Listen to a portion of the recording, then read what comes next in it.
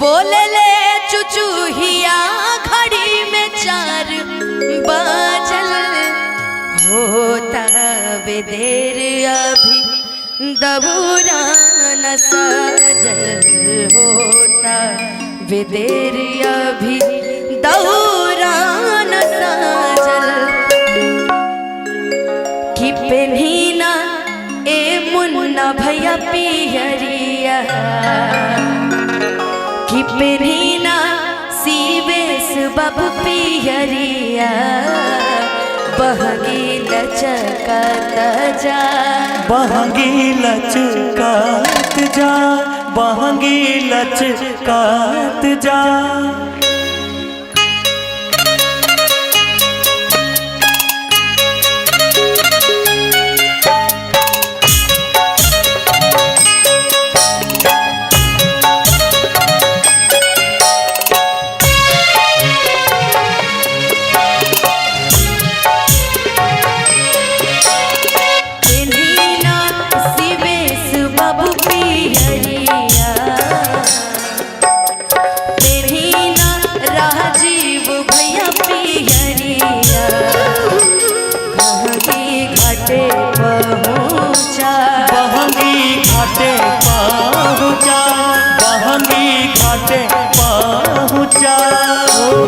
पेन्हीना ए अनिल बाबू पियरिया पेन्हीना ए बिक्की बाबू पियरिया दौरा घाटे पहुँचा दौरा घाटे पहुँचा दौरा घाटे पहुँचा।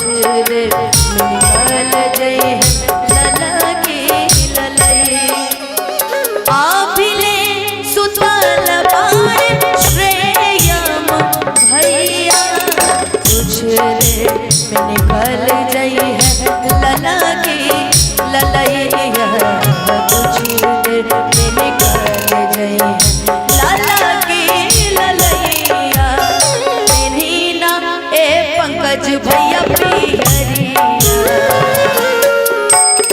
पेन्हीना सरवन भैया पियरिया दुखिया घाटे पहुँचा दुखिया घाटे पहुँचा पेन्हीना ए बिक्कू बाबू पियरिया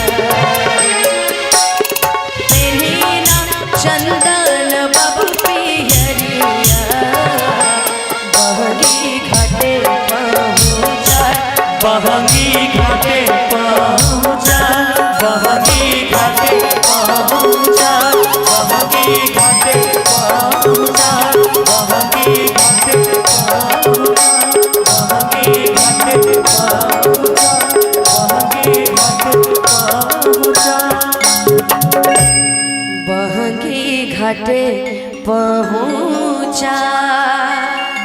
बोलिए छठी मैया की जय। छठ का असली मतलब तो यहीं पे पता चलता है। और मैं सच में बहुत खुश हो जाती हूँ जब छठ का कोई भी गाना सुनती हूँ, चाहे वो हो कि पहिले पहिले कहीं नहीं बरतिया छठी मैया होई है सहाय कि जानी नहीं पूजन के विधिया छठी मैया होई है सहाय। मैं इसीलिए बोलती हूँ कि मेरी शादी बिहार में हो, इसलिए बोलती हूँ क्योंकि यहाँ पे छठ का जो महत्व है ना वो बहुत अलग है, बहुत अनोखा है। होगा बिहार में ही होगा, ये मेरा विश्वास है। कि तुम करोगे क्या? नहीं हम नहीं करेंगे, लेकिन होगा। बोलिए छठी मैया की